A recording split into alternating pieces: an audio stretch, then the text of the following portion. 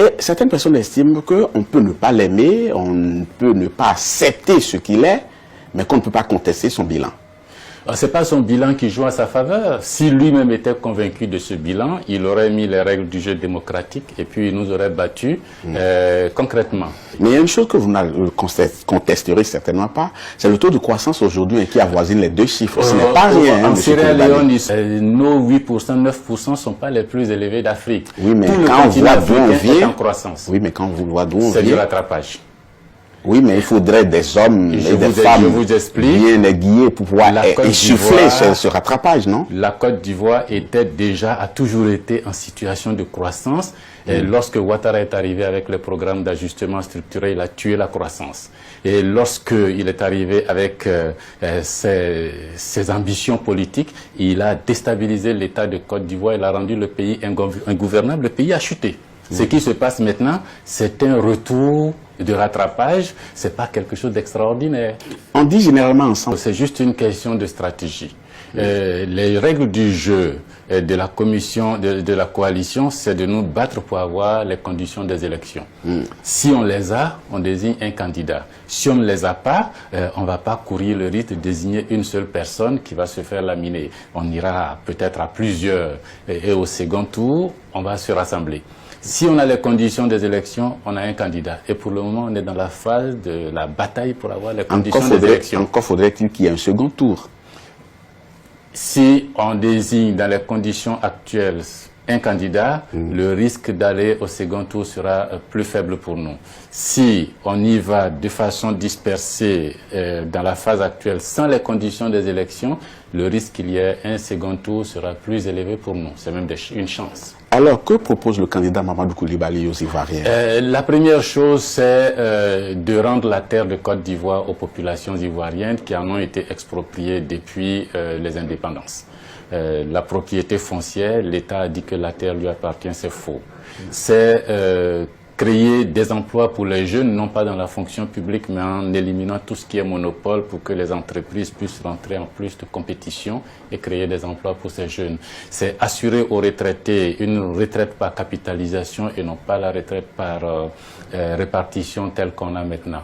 C'est faire en sorte que le système de santé, le système scolaire renforce le capital humain en interdisant à tous ceux qui gèrent l'argent public d'aller se faire soigner à l'extérieur. On se soigne tous ici, on investit dans la santé et dans l'école pour que le capital humain soit de bonne qualité et que les entreprises internationales viennent s'installer et créer des emplois. Il y a une autre affaire qui a agité quand même la classe là. Comment est-ce que vous avez accueilli d'abord cette décision? Je m'en suis tenu à l'arrêt de la Cour constitutionnelle. Mon problème ne se situe pas à ce niveau. Moi, il faut affronter Ouattara, le battre. Et tous ceux qui n'aiment pas la gestion de Ouattara, je les invite. Donc vous étiez du tout pas solidaire de cette plainte? Je considérais que c'était un faux débat.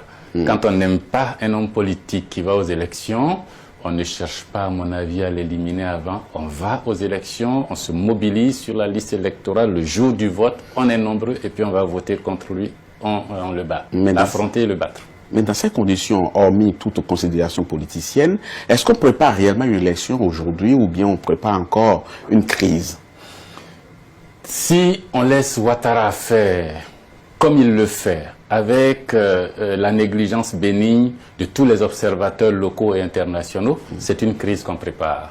Si tout le monde se réveille et se rend compte que ce chef d'État, en fin de mandat, truque les jeux, prépare la tricherie, intimide les populations, casse les jambes de ses adversaires, leur donne des béquilles et leur demande d'aller en compétition, et qu'on corrige tout cela, alors c'est sûr, on fera des élections démocratiques. Mais les exigences sont nombreuses, on n'a pas pu les faire hier. Oui. Est-ce qu'on a le temps encore de corriger quelque chose? Si.